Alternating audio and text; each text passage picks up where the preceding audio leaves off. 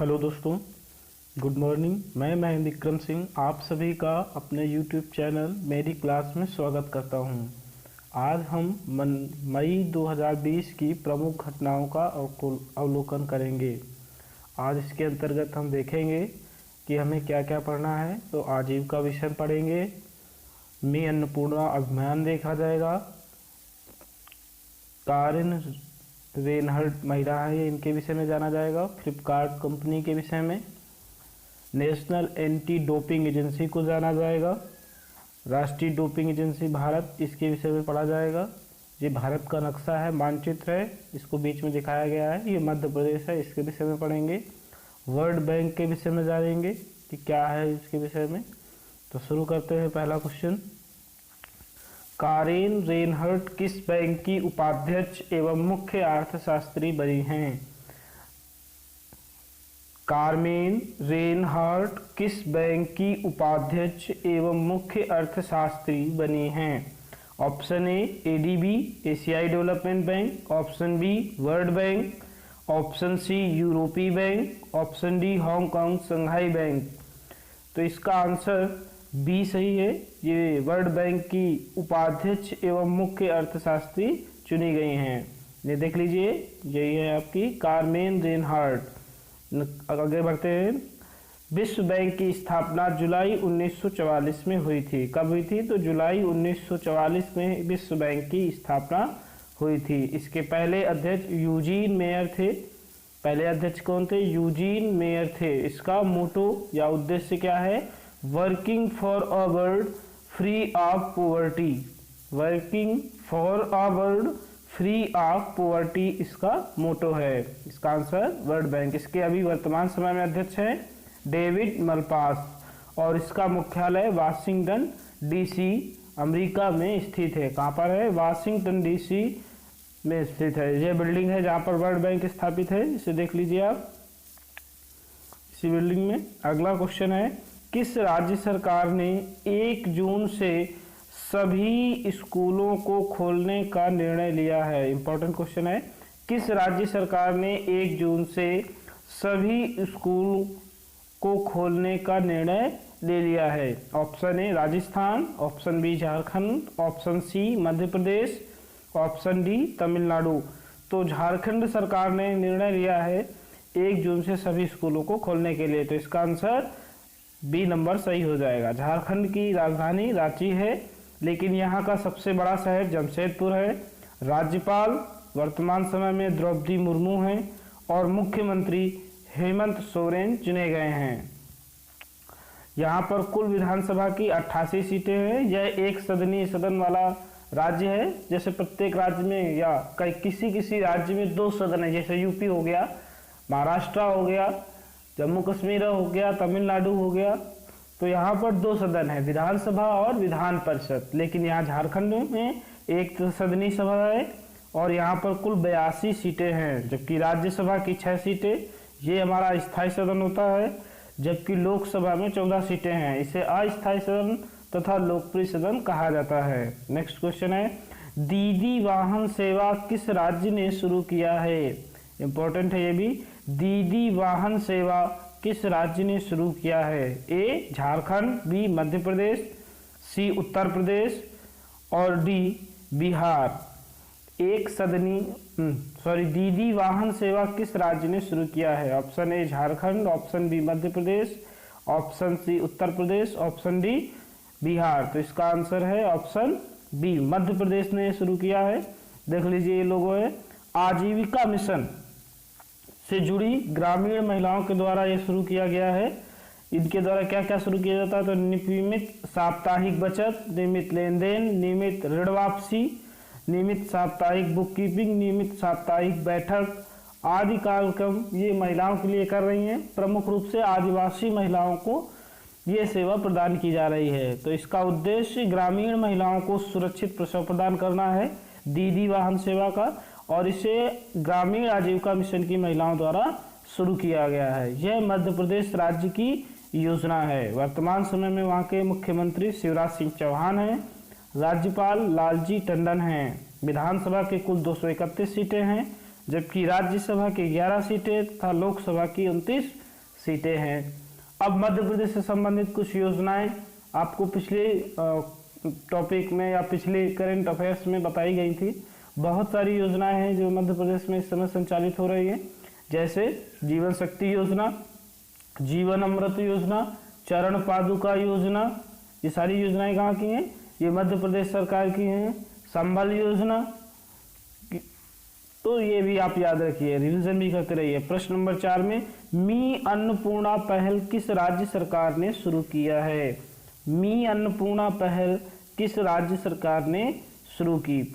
Option A Kerala सरकार, option B Maharashtra, option C Arunachal Pradesh, option D Andaman Nicobar द्वीप समूह।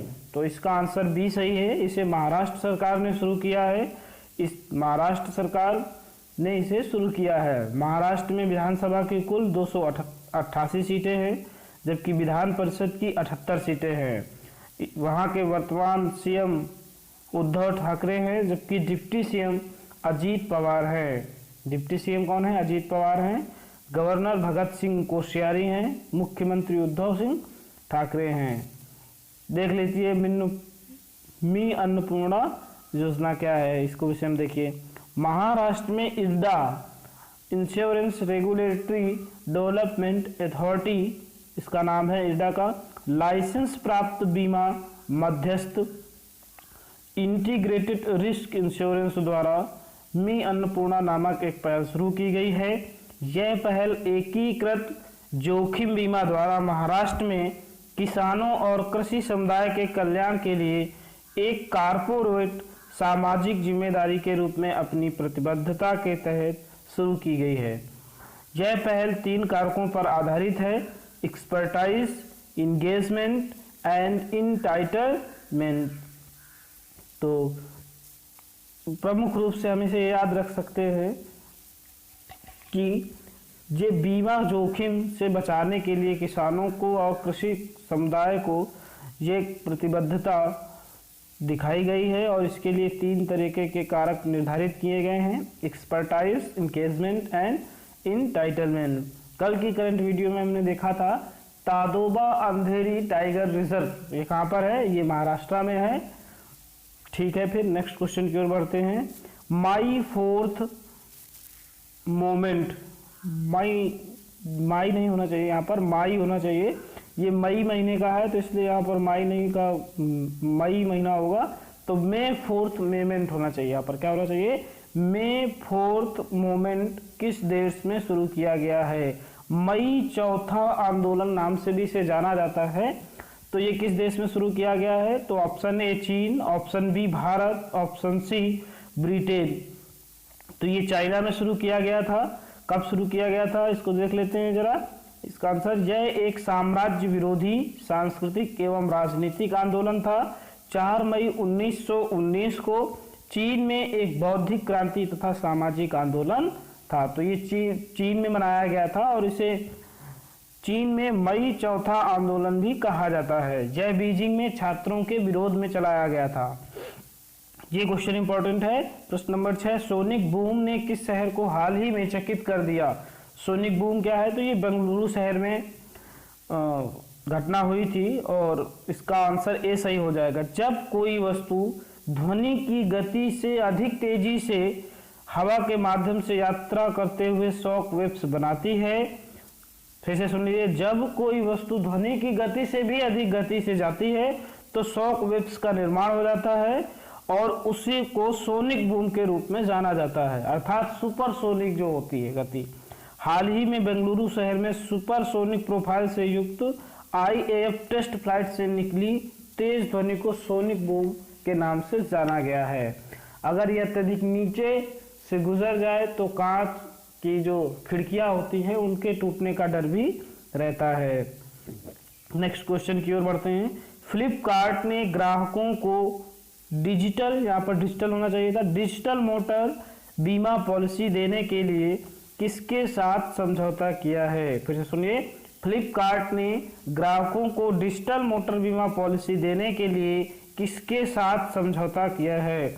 Option A general insurance, option B Bajaj Allianz, option C United insurance, option D ICICI insurance limited. तो question पूछा गया है कि फ्लिपकार्ट ने किसके साथ ये बीमा पॉलिसी की है, डिजिटल बीमा पॉलिसी। तो इसका आंसर बी सही है, बजाज एलियंस के साथ फ्लिपकार्ट ने समझौता किया है।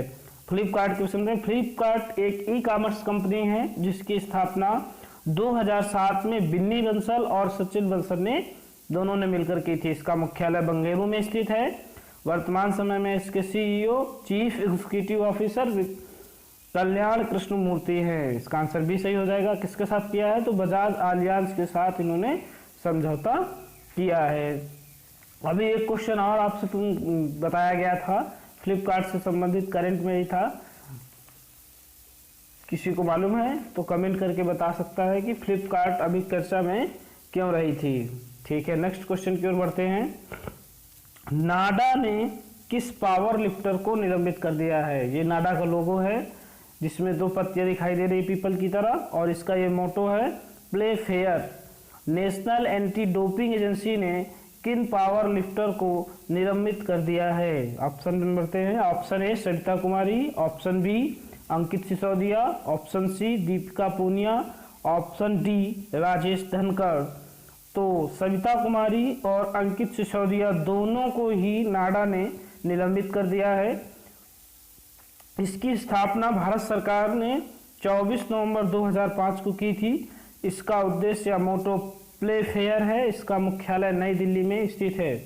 इसके महानिदेशक नवीन अग्रवाल हैं। इसका पूरा नाम फिर से सुन लीजिए, ये लिखा हुआ है लोगों में देखिए, नेशनल एंटी डोपिंग एजेंसी है, राष्ट्रीय डोप विरोधी एजेंसी है। इसके नियमों का उल्लंघन करने के कारण ही सविता कुमारी और अंकित सिसोदिया को नाडा ने निलंबित कर दिया है। अगला क्वेश्चन है, सुकून कोविड-19 बीट द स्ट्रेस को किस राज्य के जन सूचना मंत्रालय द्वारा शुरू किया गया है। कोविड-19 के कारण लोगों के मन में स्ट्रेस की जो भावना आ गई थी, उसके मनोवैज्ञानिक तरीकों को मानते हुए जम्मू कश्मीर में ये अभियान शुरू किया गया है। कहाँ शुरू किया गया है, जम्मू कश्मीर में शुरू किया गया है। जम्मू कश्मीर को एक केंद्र शासित प्रदेश बना दिया गया है, जहाँ के वर्तमान राज्यपाल गिरीश चंद्र मुर्मू हैं। कौन है, गिरीश चंद्र मुर्मू वहाँ के राज्यपाल हैं। नेक्स्ट क्वेश्चन की ओर बढ़ते हैं। 22 मई को कौन सा दिवस मनाया जाता है। 22 मई को कौन सा दिवस मनाया जाता है, तो ऑप्शन ए है जैव विविधता दिवस, ऑप्शन बी विश्व नमी दिवस, ऑप्शन सी जल दिवस और ऑप्शन डी पृथ्वी दिवस। तो इसका आंसर ए सही है, जैव विविधता दिवस मनाया जाता है 22 मई को। विश्व नमी दिवस, वर्ल्ड वेटलैंड्स डे से कहा जाएगा, ये 2 फरवरी को मनाया जाता है। जल दिवस और पृथ्वी दिवस आप कमेंट बॉक्स पर लिख के बता सकते हैं। देखते हैं, बायोलॉजिकल डाइवर्सिटी 22 मई को क्या मनाया जाता है, international day for biological diversity, जैव विविधता दिवस मनाया जाता है। इसे चित्र के माध्यम से समझते हैं। आप इस चित्र में देखिए कि कितने सारे जीव जंतु एक साथ दिखाई दे रहे हैं। तो जीवों की विविधता को ही जैव विविधता कहा जाता है। जैव विविधता शब्द सबसे पहले 1985 में जी रोसन ने प्रयोग किया था। किसने प्रयोग किया था, तो जी रोसन नामक व्यक्ति ने सबसे पहले 1985 में इसका प्रयोग किया था। इसकी थीम हमारे समाधान प्रकृति में है, हमारे समाधान प्रकृति में है, इसकी थीम थी, इंपॉर्टेंट है, नोट करना है। इंग्लिश में इसे our solution are in nature कहा गया, our solution are in nature कहा गया। यदि वीडियो अच्छी लगे तो इसे लाइक, सब्सक्राइब और शेयर करना ना भूलें। जैव विविधता की स्वीकृति 22 मई 1992 को मिली थी और नैरोबी कीनिया की राजधानी है, केन्या देश की, वहां पर इसको स्वीकृति दी गई थी पहली बार। 22 मई 1992 को इसको स्वीकृति मिली। किसे मिली थी, international day for biological diversity को मिली थी। क्या हुआ था, तो नैरोबी में जैव विविधता पर अभिसमय CBT convention on biological diversity, जैव विविधता पर अभिसमय के, इसका पूरा नाम होगा, इंग्लिश में बोलते हैं इसे CBD convention on biological diversity में पाठ को स्वीकृति दी गई थी और तभी से इसको या इस दिवस को मनाने की शुरुआत हुई। तो यदि वीडियो आपको अच्छा लगता है तो इसे लाइक ज़रूर करें और शेयर करना ना भूलें। धन्यवाद। आपका सभी का मेरी क्लास विद MB सिंह में स्वागत है। नेक्स्ट क्लास में हम अगले दिन के करंट की चर्चा